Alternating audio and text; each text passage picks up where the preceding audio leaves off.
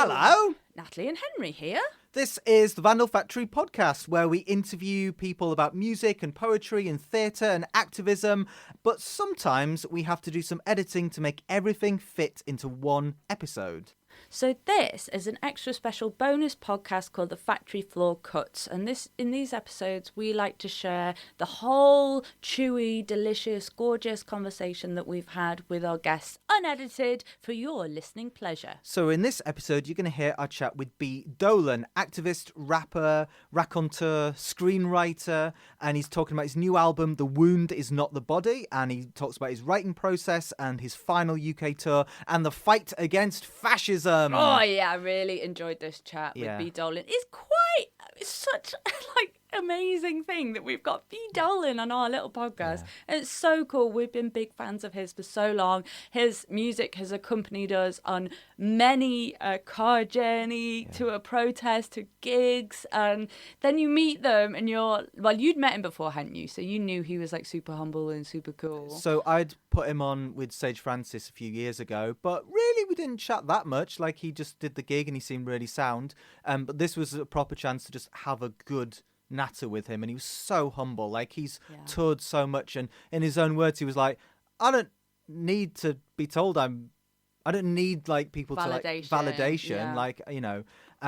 And really humble. Absolutely, his album is my album of the year, of 2024. Really? Wow. It's That's quite, for people who don't know Henry, he listens to a lot of albums. I think the layers of lyricism are really interesting. I mean, you'll hear about his journey he's been on with his own physical health, but also the entwining of control of those lyrics and allowing the lyric to hold in the air, that they really stick with you, so you want to go back and go, I want to hear that again. And a lot of music I listen to is really political, but it's really in your face, here's the politics, bam, deal with it. Whereas what I think B does with his lyricism is he invites you to go just chew on this, think on this again and again and again. Yeah, it was really interesting to hear him talking about his craft and the lockdown had given him an opportunity to kind of come at his writing craft from a new angle. Interspersed with this interview is audio from the gig he played where we interviewed him, which was at the Fulford Arms in York, another gig that I was putting on as part of Say Out.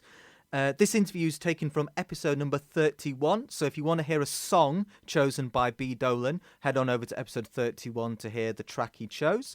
And there's obviously more discussion about arts and activism and music and changing the world. We also can recommend that you check out episode 25, where we talk to the poet Sharifa Energy, who's also a super pumped up, amazing poet and political performer. Or you might want to check out episode 27, which is featuring a range of artists, where we ask them, it's pre the general election, we ask them about creating a new manifesto for arts and social change. So check that out. The Vandal Factory podcast is completely DIY. We do it out of the love for sharing these stories. So please subscribe, find us on social media, leaving a 5-star review really helps, or just sharing it with your friends, dropping it in a WhatsApp group or putting it on social media and saying, hey, check this out if you enjoy it. Thank you so much. Take it away, Unky B. How we doing, York? What's going on? My name is B. Dolan. I represent Providence, Rhode Island. I might become a political refugee tonight. It's bonfire night. It's election night. I came to start a fire. I heard this was the place. So let me introduce myself if you don't know who I am. I've been touring since about 2005. During the pandemic, I realized that for 3 to 5 years, I've had collapsed vertebrae in my neck, pinching my spinal cord. Got an emergency spinal surgery. I'm titanium from second vertebrae to the middle of my back. Last year, I returned to the road, did a little bit of touring. This year is my farewell tour. This is my last show in England, actually. Let's make sure it bangs loud out there. Hey, do me a favor, big guys, if you're standing in front of a small person, look behind you and let them stand in front of you. That's what I like to do at the beginning. Don't block nobody's view, you tall motherfuckers. I know. I'm a tall motherfucker that can't turn my neck. I gotta really look around. Let's get into it.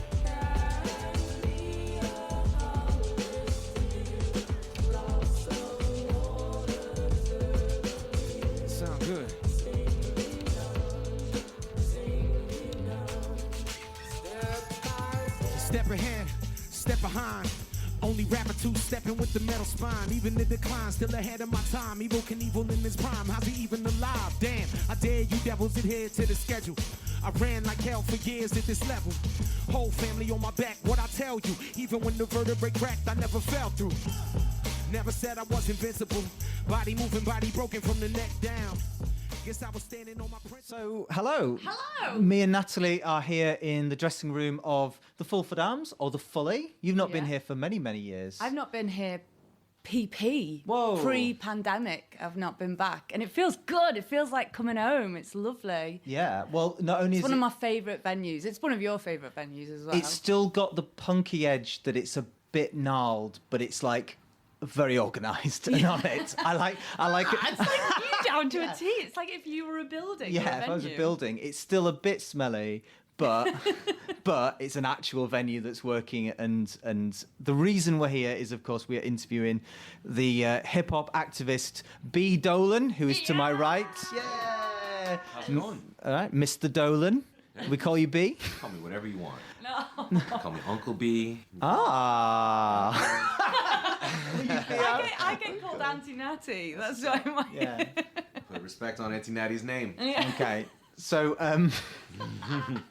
B, you are touring The Wound Is Not the Body, your latest album. Can you tell the listeners, like, the vibe of the album, what the album represents to you? Because I know there's a lot going on in that record. Yeah, it's the first of what's actually going to be two albums because it's just a big collection of songs that I wrote during the lockdown pandemic period and during the recovery process of my spine surgery that I had during the pandemic. So there's a lot in there, and I had a lot of time and no definite plans to get back on the road even when I started that collection of songs. So it's as a group of my writings, like I think it's really special, and it was written in a special way, and it contains a lot of story, obviously, given what I just said. I'm the traveler, the traveler, the traveler, the brand ambassador. Yeah, I'm the traveler, the traveler, trying to pick a day to make my way about the maze. Due to the downtime, basically for 3 to 5 years before the pandemic happened, I had been touring with collapsed vertebrae in my neck and didn't know it. And the only symptom was numbness in 3 fingers on my left hand.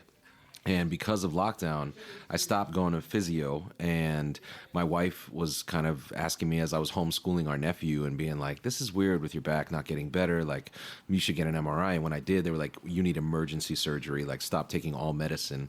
And fused me with a titanium rod and screws from like my second vertebrae to the middle of my back. So that was then like 6 weeks recovery time. 2 years for the nerves to regenerate, like learn to walk again, all that stuff. And so during that time, I didn't have access to my studio or the ability to record or perform. And I started, the other thing I do is I write screenplays every once in a while, and I've had a couple made. And I was kind of doing a deep dive on screenplay writing, and I got very into structure and read like a big course of books that I put together for myself and nerded out on the math of it all, kind of. Yeah.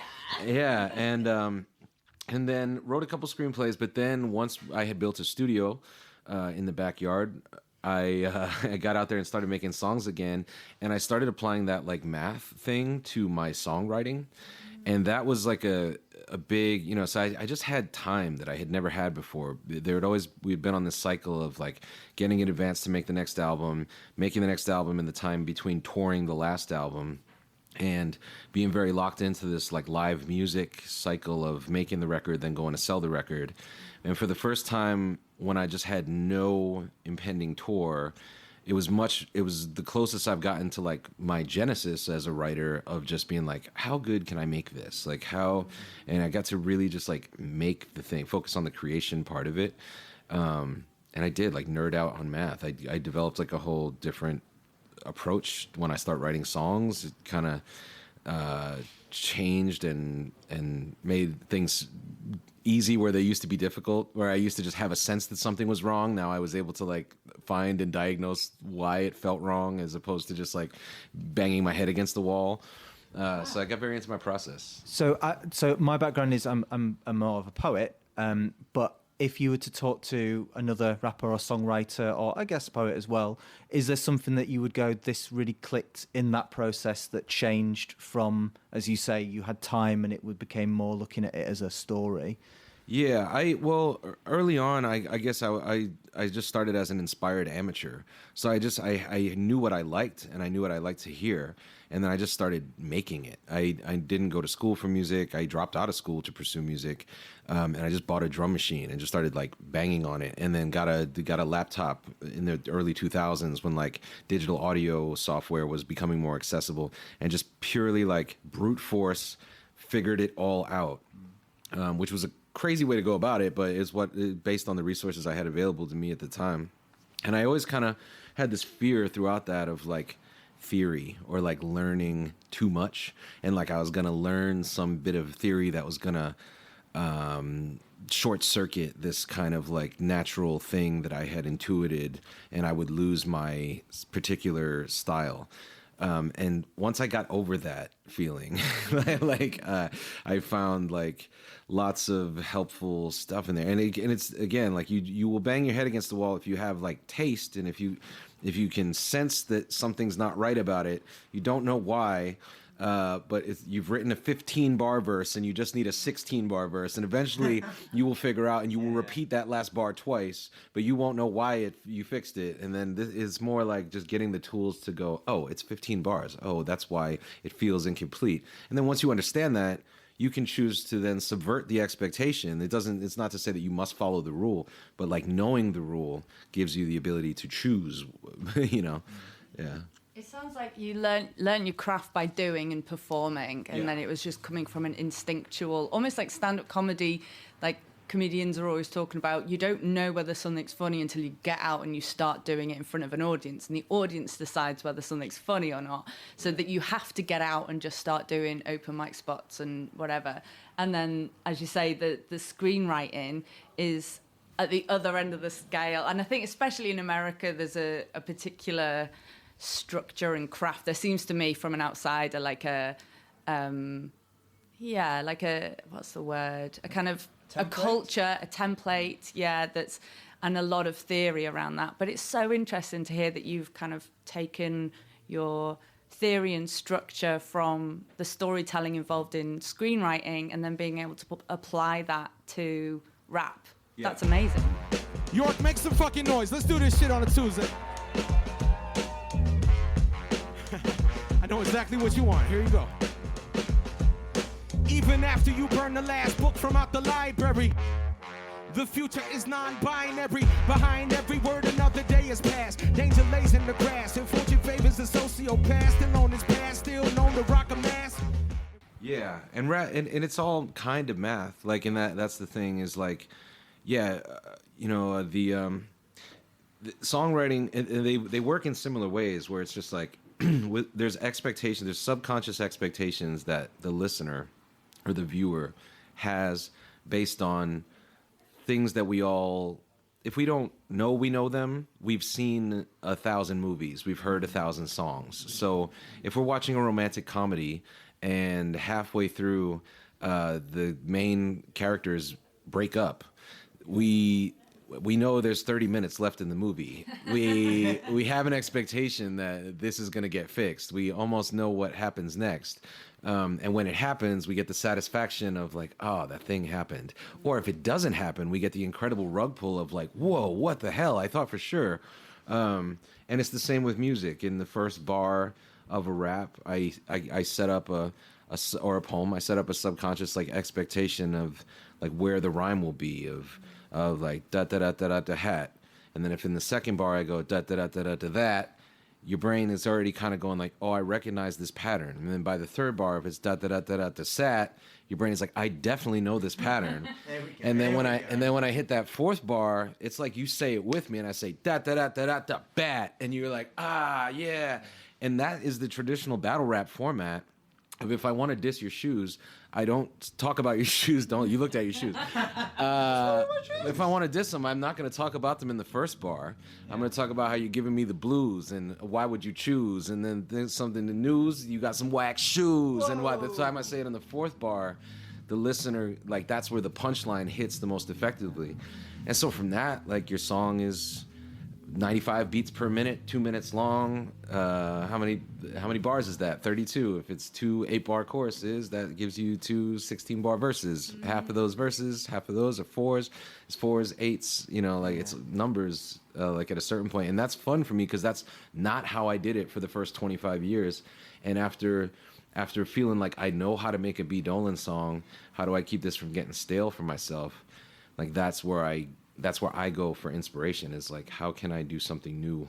Even if nobody else notices that I'm doing it, how can I keep this fresh for myself?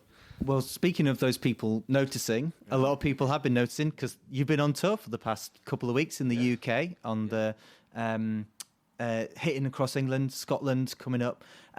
How's this tour been for you? Revisiting some old places, some old friends. Yeah, what's been the vibe? What's been the highlights? It's been great. It's been emotional. It's like I've kind of been on tour all year. I toured in the U.S. first, and I had toured last August as I was starting to write and bring this material out and finish it. And touring the UK is great. It's not that physically impactful on me. It's like a couple hours drive between cities.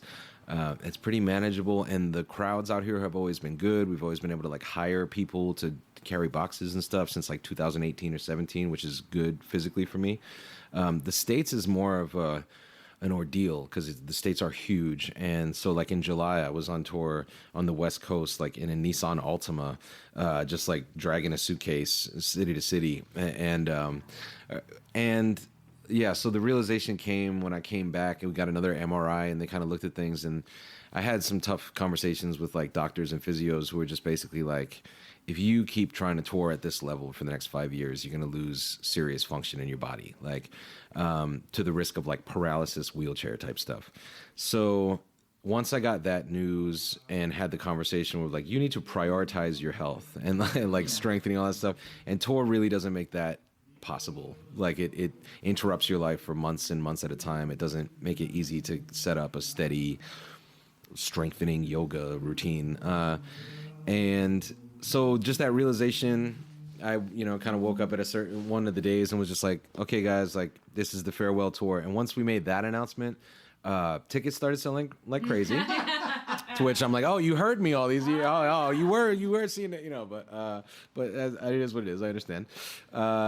And we've been coming back a lot through the years, but people, like, once they heard the news that it was the farewell tour, I feel like the energy changed a lot. And yeah, it got much more emotional, much more successful. People at these shows have just like been, I come off stage and give people hugs at the end of the night and just have had a lot of conversations of like people who I was their first gig or they met at our gig or, so it's just been a lot of that, and it's been good. Yeah. It's felt good the whole way.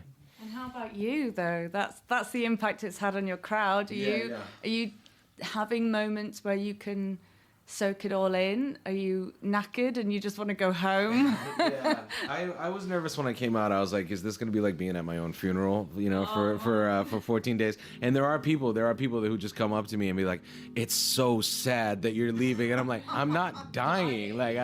My life will continue beyond this. Never sense the common thread, never learned to slow it down, never seem to calm your head. Now you need a solid friend to talk to till the quakes are over, but I am not immortal, I'm just breaking down slower. Long ago, The rock cried out, the rock cried out, I can't hide you.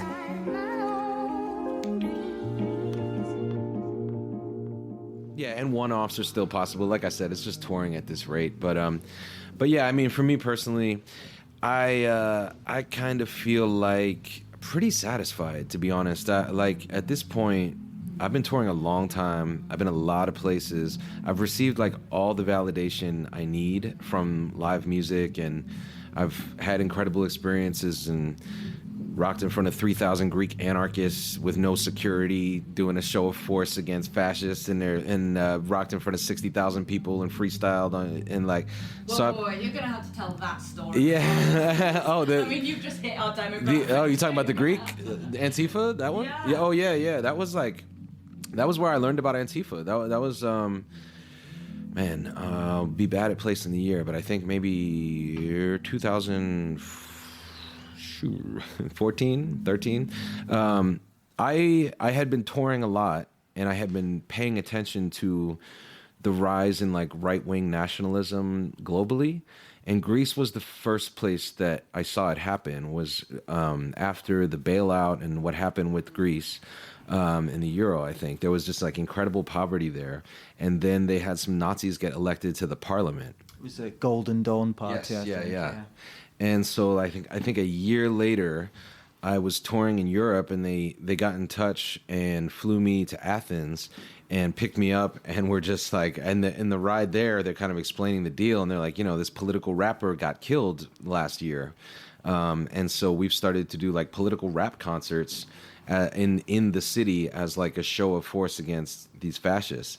And so they're kind of driving me there, and I'm like, oh, cool, all right. And they're like block to block showing me where like there's swastikas on one block, and next block is anti-fascist, and it's like a graffiti war happening down in the city for turf. And so yeah, we get out there. There's footage on YouTube too, and not a security guard in sight. All anarchists, all anti-fascist. Walked me in past a giant like row of tables where all of these books have been translated into Greek, and I'm picking up books about like American hip hop culture and how it was connected to like revolutionary thought, like about Public Enemy and shit, translated into Greece. Into Greek, they're like selling homemade T-shirts, posters. Got like the tent to take care of people. Got the tent for the artists to chill in. So yeah, put me up with somebody, hang out, do the show. Show's incredible, and at any point the crowd could have just like it was there was not even a stage. It was like a big library or monument or something. So it had like these big steps up to it, and the stage was like a mezzanine of the steps. But the crowd was on the step right in front of me, like, and could have like walked onto the stage. I'd never seen that many people with no security. It was like I was like, shit, okay, and they were so hype that I'm doing Film the Police. And I'm just seeing like canisters go off in the crowd. They can't arrest the whole community because the streets clock. These cops occupying blocks, harassing the homeless with batons and pulling glocks. Stop law for protests and let off shots. Abuse prostitutes and misuse power they got in memory of the victims who were never forgot. You better exercise your right to shed light in the dark. There is an army on the march, it doesn't want you to watch. You got a weapon in your pocket, whether you know it or not. We the people are the only real media we got. Let's protect one another from the fucking goon squad. Fascism's come to the UK. Hey, yo, York, I got something to say. You go film the police. Film the police. At the very least, film the police. You better film the police. And you might have to fight the police. That's right, might have to fight the police. From the protests to the streets, no justice, no peace. Say what? At the end of the night, it was the last show of the tour, and I was about to, like, I was so happy, and the promoter's taking me off stage, and I was like, I'd love to hang out and have some beers with y'all. Like, what's going on?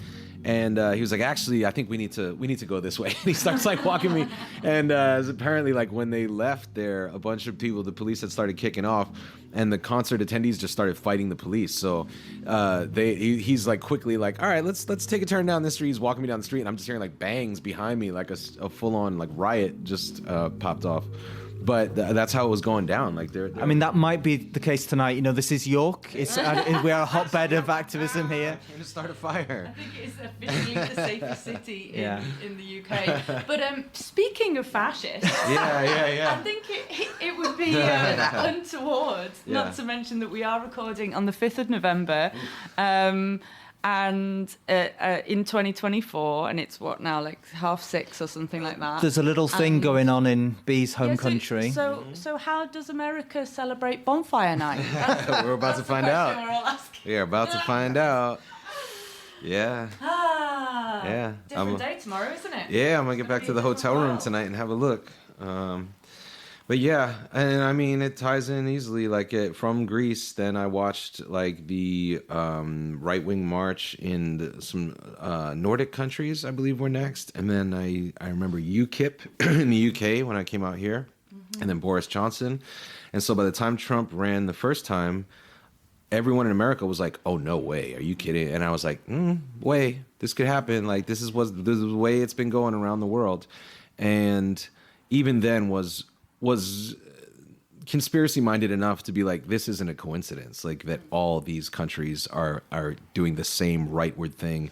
And as it turns out, like now we know like Cambridge Analytica and Steve Bannon, who just like left our country and came to Europe to do the same shit out here. It is certainly like and was like backed by the global 1% that like these clowns would fucking take over each of these countries and run amok. And they did. And we're still not rid of Trump. And also, the left-wing alternative is American left-wing, which is center-right anywhere else in the world. So I personally don't invest too much in national elections. I mean, I'm aware of how things will be affected that will massively impact people's lives. Luckily, I don't live in a swing state. I live in a state that goes blue all the time. But I haven't told anyone to vote for Kamala Harris, and I don't intend to because of the genocide in Palestine and my belief that it's it's an issue that can't be ignored, can't be overlooked, ties together all other issues. And for me, my orientation really doesn't change anymore. Like, thanks to bell hooks, I stay pretty focused on capitalist, imperialist, white supremacist patriarchy. That's the enemy. That's who I'm against all the time. So I don't have any illusion that I can go vote that out. That gets in every time. I'm on the side of poor people getting organized. I'm on the side of choice where it is in short supply. I'm on the side of those the system doesn't authorize. LGBTQIA, move if you are in the way of justice and equality. Egypt to Wisconsin when they march against the policy. If you bringing down a king, I'm on your side probably. Kids that give me shit for this, it really doesn't bother me. They were not around when we were wrestling with poverty. So I follow none, ask no one to follow me. Use your own mind, use your heart, use your anger. Check yourself because apathy is a cancer, and let your action be the answer. You let your action be the answer. We let our actions be the answer. England, put your fucking hands up one time and say which side are you on. Come on. So the act of voting is fine. It's literally like better than not having it. I become so much more jaded over time. There was an election where I worked for the Democratic Party to elect John Kerry and because we believed it was the most important election of our lifetime to get George Bush out of office, stop the Iraq War, and that was the last time I got like hoodwinked into like canvassing for a millionaire who didn't even want to end the war. He just wanted to like end the war and send more troops or like he wanted to continue the war and send more troops. It was like surge versus not surge was that election. And this illusion of choice, I really feel the more I get older, even this past UK election, the day after the UK election, I was trying to talk to people about politics on Twitch where we do like weekly streams, and nobody wanted to talk about politics, because everyone was exhausted because they had just been through this election process. And that, to me, was the most educational thing. It was like, this is anti what we are trying to accomplish. Yeah, this is killing our imagination. This is draining our energy. And then giving us an illusion that we did something, or that we averted something, or that we can relax now. Or we're buying time. Yeah. That's always my biggest beef with these elections is like, I'm supposed to be on the left with everyone who's praying that Trump doesn't get in. But I also know that if Trump gets in, everyone on the left will be completely energized for the next 4 years. They will be protesting in the street. They will be going so hard because they will turn on the TV every day and know that the devil is in the White House. But if we vote the other way, if we narrowly by 1% vote the other way, then all those people are just like, cool, back to sleep I go, back to my consumerist habits, back to not giving a shit until the next election when there's a scary Republican or right-wing figure who's going to end democracy and shit. It's like, what democracy are we saving? Like, if that's what we're doing. Thank you so much. Yeah. Unky B. Yeah.